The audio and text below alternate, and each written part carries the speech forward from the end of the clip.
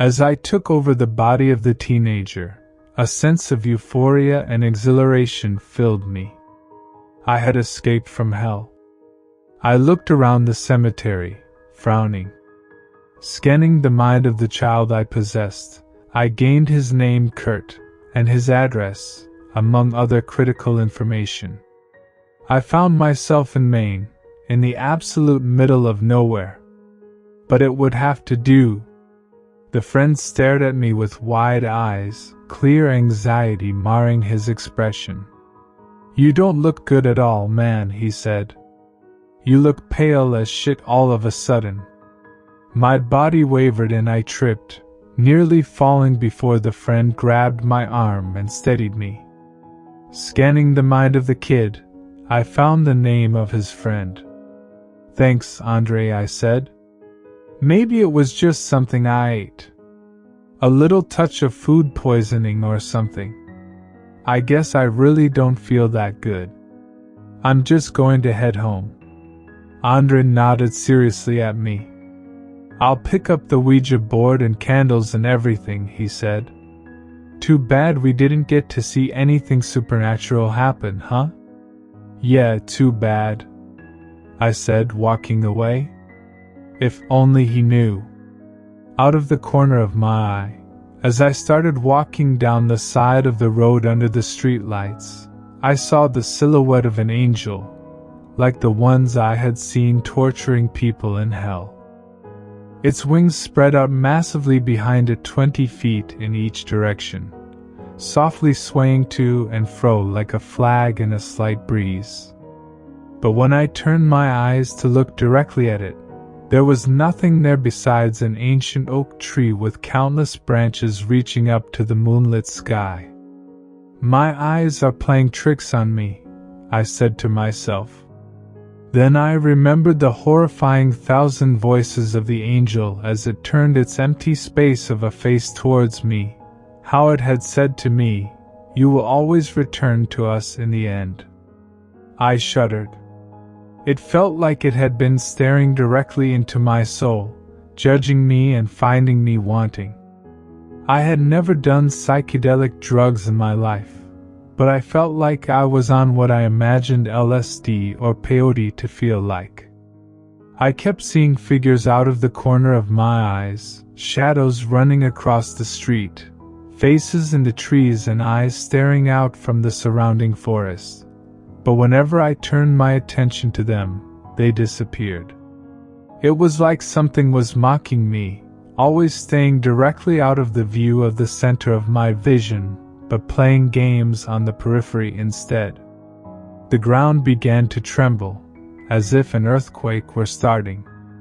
I heard running from behind me, and turned to see Andre standing there, sweating and out of breath. "God, did you just feel that?" he said, his eyes widening with fear.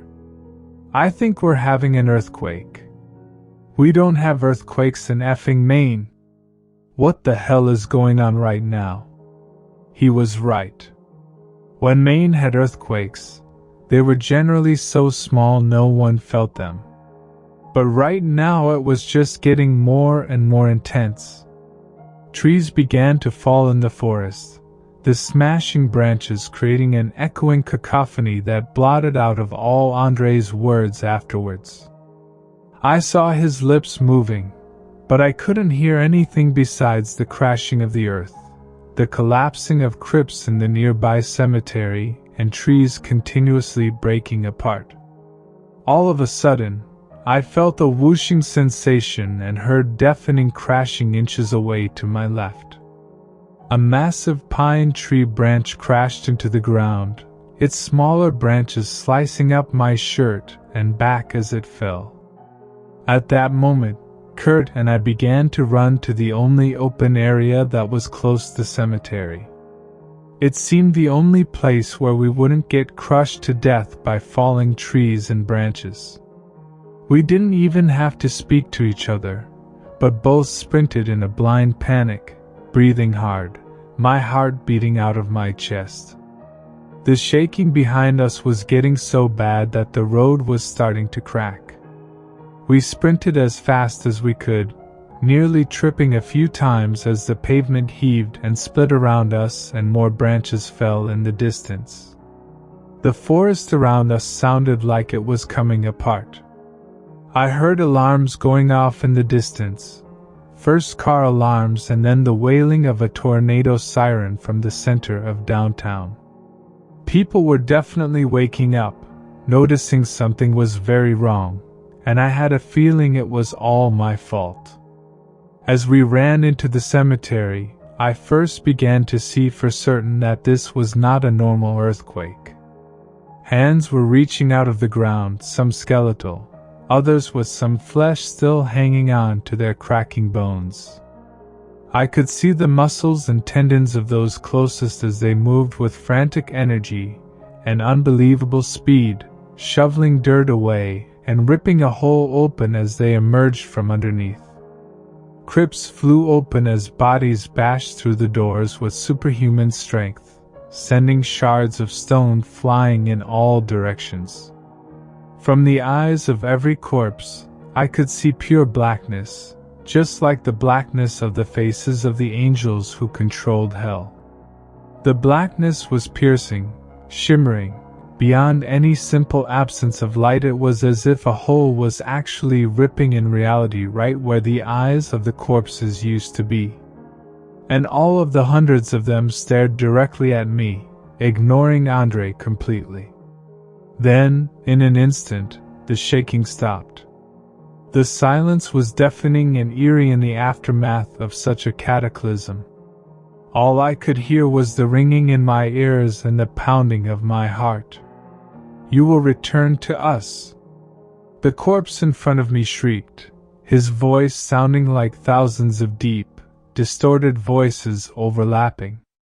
He was a half-decomposed elderly man in an expensive Armani suit, strands of white hair still hanging to the papery skin of his skull, his teeth and the muscles of his jaw showing through the decayed holes in his cheeks as he spoke.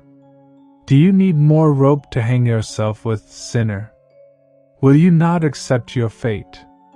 You dare take the body of an innocent child just to fulfill your own selfish desires and try to escape the fate that you deserve."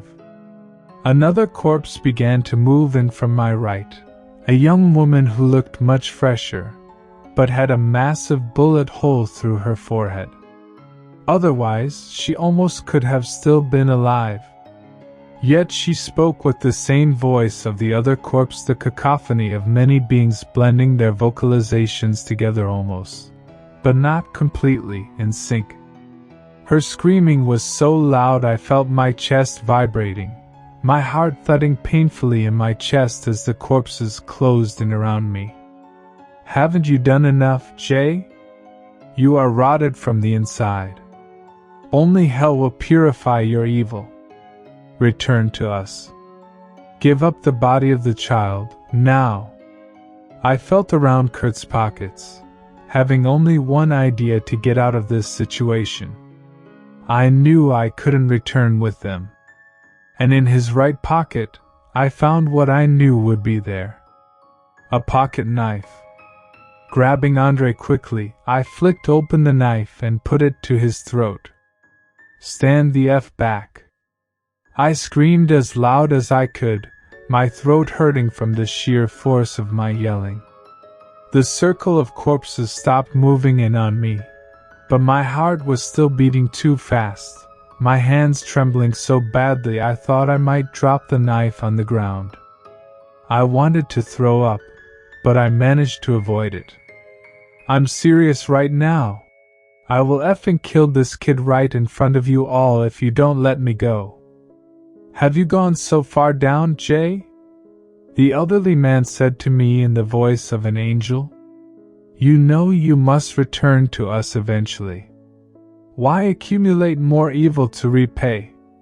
Your kind never learns. But you're not a stupid man. You must know we cannot allow you to stay here in the body of this innocent boy." He shook his head, almost like a disappointed parent.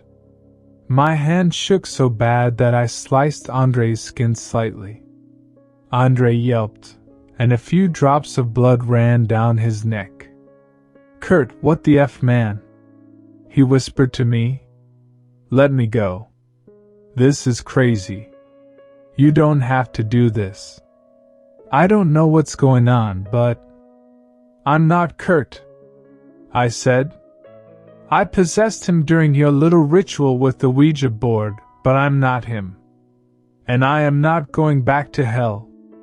No way. Andre, you have no idea what these things do to people there. They pour lead down their throats. They hang them from every pole on the street. They burn them and cut them and torment them. Then when their victims are too used up, they're buried in a field, where they're healed and come out of some massive eggplant just to do it all over again. How can anyone expect me to go back there? That's totally insane. I would rather die." At that moment, a fleet of police cars and ambulances started to drive by, their lights flashing but their sirens off since there was no traffic out here. But they slammed on their brakes once they saw the massive crowd of people standing in the cemetery. The cop in the front car got out, looking confused. Then he saw that the people standing around us were not really people at all, with their decomposing bodies, black eyes and skeletal figures, and his jaw fell open. "Holy shit," he whispered. More cops got out behind him, all of them looking confused. Some pulled out their guns and started screaming orders at the walking bodies, while others got back in their cars and locked the doors, staring out in horror, unsure of what to do. Some of them called for backup on their radios. One cop got in his car and drove away like a madman, swerving between the ambulances and other police cars in front of him, his sirens now blaring. He looked like he was screaming inside the car, and I think he flipped us off as he sped away. I suppressed a sudden urge to start laughing hysterically at this absurd scene. If I started laughing now, I might never stop. I felt like I was losing my mind under all the stress. I don't know who started it, but one of the cops fired his gun as a few of the corpses started walking towards them, and all hell started breaking loose. The circle of corpses rushed at the police, and then all of the police started firing at once.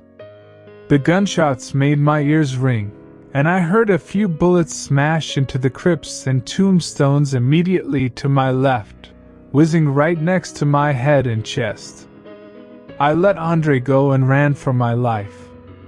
I don't know if he made it out of there or not. He might be dead for all I know. I scanned Kurt's mind and found his house. He was only 14 and so, of course, lived with his parents. But I needed a place to rest and think, and that was the only one nearby. I ran to the house, running up the stairs without speaking to anyone and locking the door behind me. Shaking, shivering, sick with fear and worry, I laid down on the bed and started to cry for myself and everything I had lost. I thought about my wife and my kid, my old life, and how much I missed all of them, and I started sobbing uncontrollably, the tears staining the pillow as I screamed into it in desperation and anger. As I write this up, I look out the windows and keep seeing the silhouettes of angels out of the corner of my eye. And now the ground feels like it is starting to shake. I think they're coming for me. I wonder if I should keep running, or if I should just go with them to that sick place with the red clouds and the people constantly brought back to life just to be tortured all over again. I am thinking about taking Kurt's parents hostage if I need to. The angels don't seem to want to see innocents die, and that may be my only chance.